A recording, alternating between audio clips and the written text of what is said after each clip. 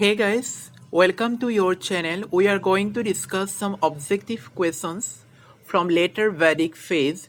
These questions will help you two ways. One for it will help you to build your concept, basic concept and deep concept regarding the particular phase, which will ultimately help you to write answers for mains and information of your own concept regarding this particular phase. And second, it will help you for pre by providing information. So let's see the questions. Question number 1. Which of the following texts are important to know about the existed socio-political scenario of both Vedic or post-Vedic age? So first thing is that Rig Veda, Yajur Veda and Atharva Veda. So for this you have to know what actually each Vedic samhita discusses or what each Vedic samhita contains. The answer here is Yajur Veda and Atharva Veda. Why? Because Yajur Veda contains some kind of rituals which are to be accompanied by the ceremonies or sacrifices. So the rituals reflects the contemporary socio-political scenario of the time. Atharva Veda contains actually some kind of spells which were used to prevent the evil spirits. So this kind of superstitions, this kind of beliefs also equally reflect the contemporary socio-political scenario.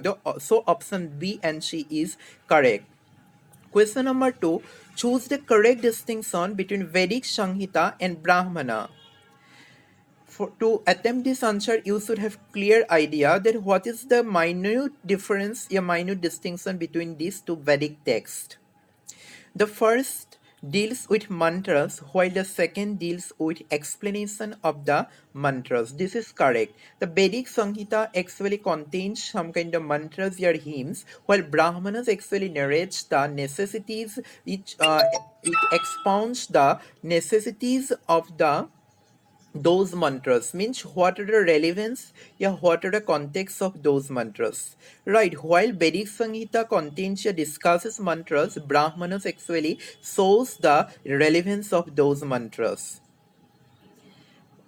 Option B, the first deals with Vedic sacrifices while the second deals with rituals of the sacrifices. This is also correct. Somehow, though the first deals with Vedic sacrifices, here the language is important. Here there is nowhere said that it is exclusively deals with Vedic sacrifices. Means the Vedic, besides sacrifices, Vedic Samhita also deals with some kind of other ceremonies also.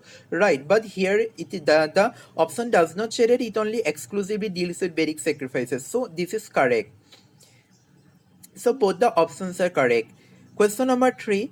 Choose the correct distinction between Vedic Samhita and Brahmana on the one hand and Aranyaka and Upanishad on the other hand. For this again, you have to clear distinction, you have to clear idea, you should know clear idea that what Vedic Samhita, Brahmana, Aranyaka and Upanishad contains.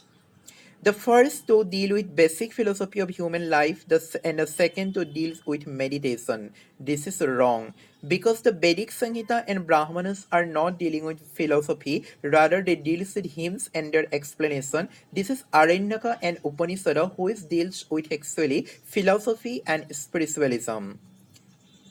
So both the option B, the first two were written in Vedic period and the second two were written in post-Vedic period. No, both are almost in post-Vedic period. So both the options are wrong. Question number 4. Which of the following texts signify a transitional phase from ritualistic sacrifices to spiritualism?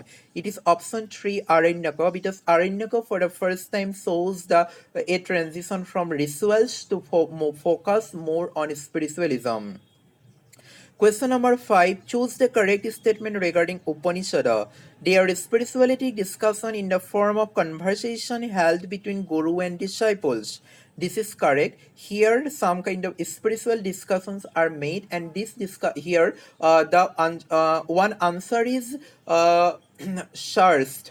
right? A question is posed here, a question is asked, and inserts of the answer of those questions, some kind of spiritualistic discussions are made in the form of conversation held between disciples and guru.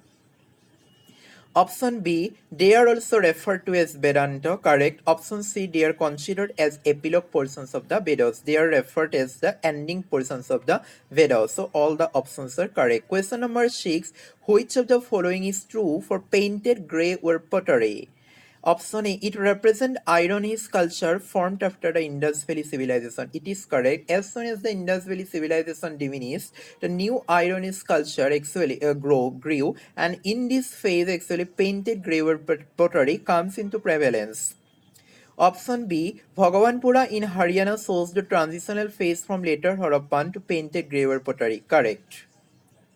Option C, it is a predecessor of northern black polyester pottery and successor of black and redware pottery.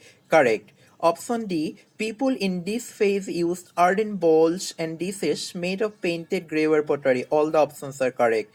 Question number 7, choose the correct information regarding the excavations found in Hastinapur. Option A, it shows the prevalence of urban life. Here, prevalence of urban life, this is wrong. As per the excavations found in Hastinapur, it shows that there is some faint beginning. Means there is a very it shows a very indistinct beginning of urban life, but we cannot say that there is a prevalence of urban life. So this is the wrong option. Option B, it shows the resemblance to Hastinapur mentioned in Mahabharata. It is wrong. There is no resemblance between these two places. Option C, it shows the use of burnt bricks. It is actually transparently wrong because it was not in such an advanced stage to use burnt bricks. Here mud structures are mainly found. So all the options are here wrong. Question number 8, choose the correct statement regarding agriculture in later Vedic phase. It is very important. It will help you to build your concept towards mains answer also. Option A, plowing done with wooden plowshares yoke to oxen contributed to agriculture. It is correct. Option B, iron implements contributed hugely to make land for agriculture. It is also correct because prevalence of iron made iron and the iron implements made out of those iron contributed to clear the forest in the Gangetic Basin, and thereby Vedic phases was mostly concentrated around Gangetic Basin, and all the Vedic texts were written in Gangetic Basin. Option 3, technological advancements sufficiently help agricultural boost. No, there is not enough technological advancement in agriculture during this phase. Option D, the abundance of cattle of bullock boosted agricultural production. This is also wrong option because there is a prevalence of sacrifices and cattle and bullocks are needed for sacrifices. That is why there is no chance that the bullock or cattle abundantly contributed to the agricultural production. Question number 9. The term Shyama was used to indicate which of the following metal in later Vedic phase? It is iron. Question number 10. Choose the correct information regarding the term Brihi. Option A, rice has been come into prevalence for the first time in Vedic phase. Correct. Here I forgot to put another word. The question should be, choose the correct statement regarding the term Brihi or rice. Rice has been come into prevalence for the first time in Vedic phase. Correct. Brihi was used to indicate rice. Hastinapur and Atranjikhera were known to produce rice in Vedic phase. Correct. Question number 11. Which of the following statement is true? The Shatapat Brahman speaks about plowing rituals. Correct. Rice and wheat were most recommended grains for Vedic rituals. Wrong, because rice was most recommended grains, but wheat was rarely recommended grains for Vedic rituals.